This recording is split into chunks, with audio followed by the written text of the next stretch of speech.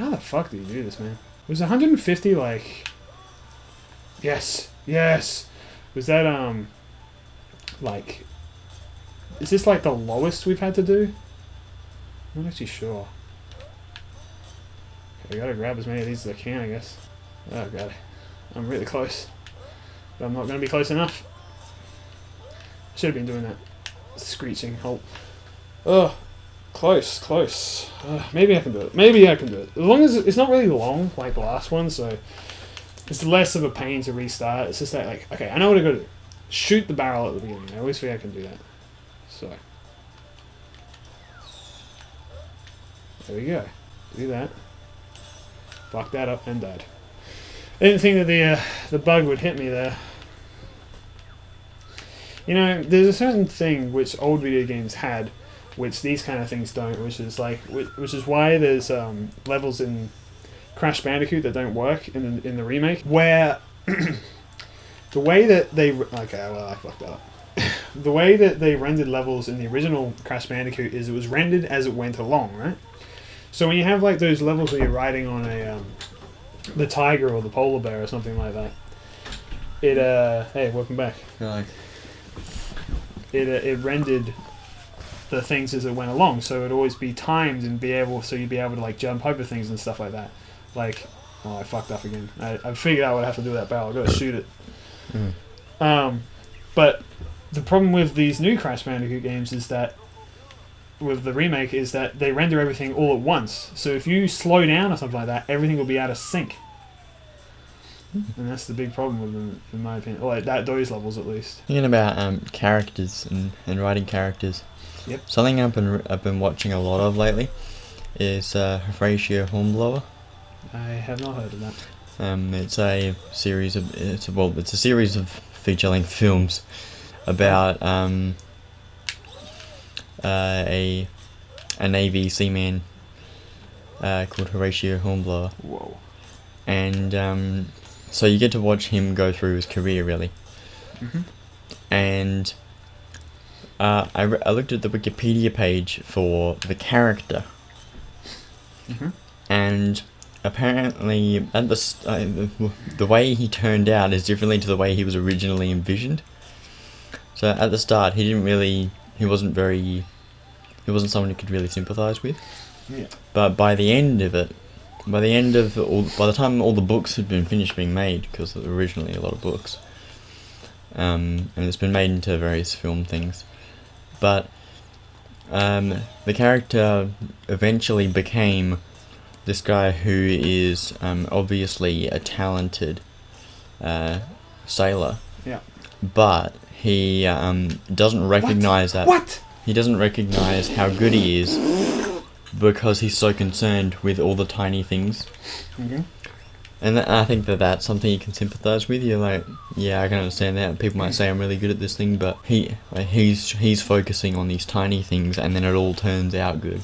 So it's not like he's not like an arrogant, talented man or something like that. Yeah. And there are characters that are a bit like that. There's one character. Well, it's not much of a character. Some of these people are real historical figures, actually. Yeah. This one I guy didn't see that. is a celebrated naval captain, and I think it seems like it seems like it all got to his head, because in his old age as a captain, he started kind of taking the lives of his own sailors for granted. Like, it didn't matter if someone was going to die, he was doing everything perfectly. Mm-hmm. But his lieutenants knew that, and they knew that it had got to his head, and he was just not really he wasn't doing the right thing. That really draws you in. Just the whole, this guy's such a dick, but he can't be that much of a dick. He's just really, really flawed. He's just a human being. Yeah, he's just his success got to his head. And I think that when I think deeply about my own characters, and I'm like, man, everything seems to be working out so well for them. Wonder how that's going on in their brain. Are they thinking, man, I'm so fucking awesome? That's what you do, yeah. Yeah. Characters can write themselves if you've written them well enough. Yeah. Where you really define their personality and their goals and stuff like that, and then they can kind of just go on their own. Oh, I wanna. Yeah. That's why I often spend a lot of time developing my characters before I really get into it, because it helps dramatically with the writing process. Like, what would they do in this scenario? And you kind of go, well, you already know. I want to get to the stage where I've developed characters so much that if I stuck two of them who will never ever meet in one room, they would just kind of write themselves. Oh yeah. They would write the whole that's thing. What you want to do, yeah. Yeah. Oh man, it's so close every time. So have you got Crash Insanity? No. Yeah. Can't even buy it. Oh. Because I like how it smacks you at the end there. That's real nice. I went in one day to EB to pre-order some stuff, and there were signs everywhere saying, "We don't have Crash. We have sold out. Please stop asking," essentially. And I was like, "Oh, all right." And then I came back like 2 weeks later, and they still had those signs up, and I'm like, whatever. Don't really want it, to be honest. I never played Crash when I was a kid, so like the nostalgia isn't there for me. So I don't care as much. Bit different for me when Age of Empires 2 HD came out, and I was like, well, I play the original. What have they actually done to make this thing any better, apart from make it widescreen? Well, they made the graphics that were already there. They kind of... No, I fuck up. I shouldn't do that. I don't know. They did a really good job with Age of Empires 2 HD from keeping it true to the original. So much that you might not even notice the difference by playing both of them. They're just kind of like one slightly refined. Speaking of Age of Empires, on that DOS site that I was telling you about, I saw Age of Empires 1 on there. I don't know how good it is, but that's just an interesting little thing I found. It's weird. Yeah. That's why Age of Empires 2 is better than Age of Empires 1. Yeah, I don't doubt that. I've got it, but I don't have the CD. I don't know where it went. I got the whole set. So you got Age of Empires 1, Roman thingy, Age of Empires 2, Age of Kings, and Age of Empires 2, the Conquerors. Roman thingy. Yeah, it's a As Roman one, called. like Fall of Rome Roman thingy. 30! I had 130! Bullshit! God damn. Kill yourself, actually. Another thing in Hornblower is that Hornblower's best friend, Archie, he... Actually, I just realised something. Hornblower ends up having two best friends.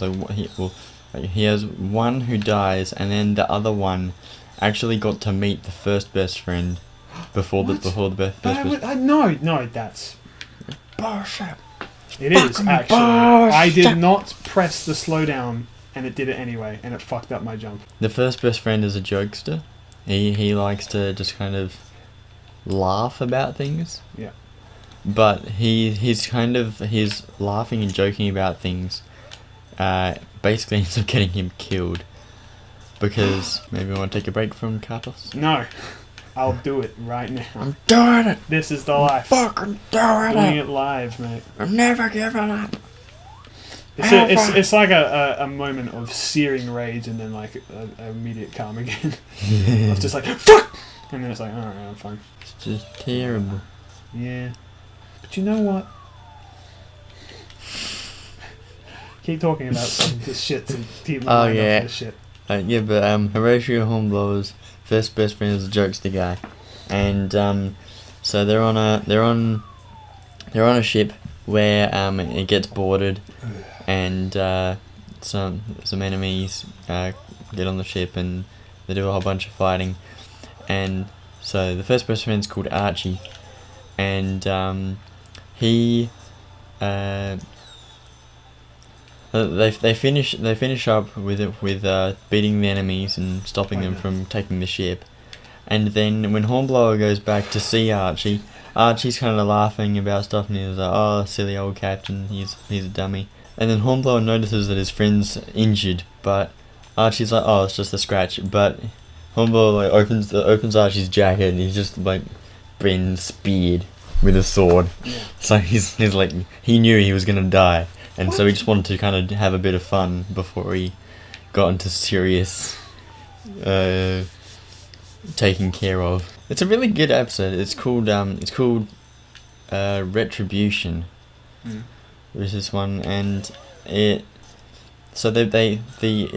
about a captain that's the old heroic guy. Everyone loves him. It's all gone to his head. He thinks he's perfect, but he's really not.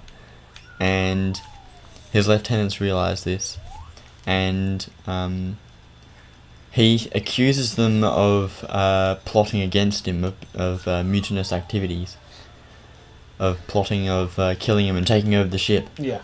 And so what ends up happening is they are kind of thinking, gee, how are we gonna put this to him lightly and just kind of say, you can't be captain anymore because you've gone mad. Yeah. Well, a bit of mutiny, I guess. Yeah, and so he ends up grabbing his gun and sword and chasing around and looking for them. Then they find him, and Archie approaches the captain, and then there's a hole in the ship for where you can pull cannons up from different levels, and he falls through that, and so they end up in court over the captain being knocked unconscious, and therefore becoming incapacitated and unable to captain the ship. Mm-hmm. And so they all seem to think that the captain must have been pushed down the hole, and they're all blaming one another, but Archie comes to court as a witness, even though he was involved, and he testifies and he says that he did it. Mm-hmm. Which I thought, the actual episode doesn't even show the captain ever being pushed. It looks like Archie had his arm outstretched, but I think he was trying to save the captain. But maybe, man, I can't tell you. I haven't seen it. Well, but and then Archie dies at the end. Wow. Yeah, because he was ever. speared with a sword, and then he dies. And then he died at the end, and no one gave a fuck about it. Oh Jesus! But the whole thing's really well written. Yeah. I really like it because it doesn't kind of emphasize any of the characters apart from the main character, but they all seem to have their moments where what they are like shines. Mm-hmm. So sometimes some of the crew might seem like they're not very nice people, but you kind of you get an idea of why they are the way they are.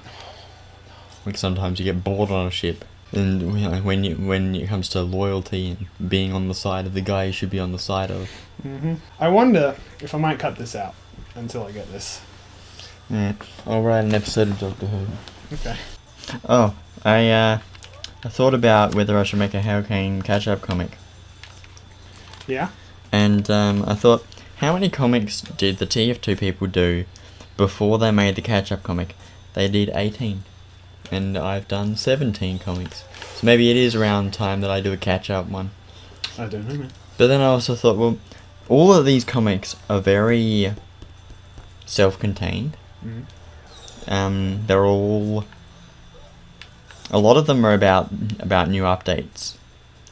Yeah. And so it's not really about continuing a story, it's about promoting the update and giving it a bit of background story. Even though they keep the continuity going in the whole thing. And so I don't... if Want to I know something funny real quick? Hmm? You just did it? I did it on the first try. Yeah. I guess we'll keep all that in. Right. Oof. Yeah, but I don't know, I'm still a bit unsure whether I should do a catch-up comic. Alright. It's up to you, really. I get really, really nerdy over a lot of things. Yeah. Also, I wrote a character template I knew it. on was it the boss? Hold security alert!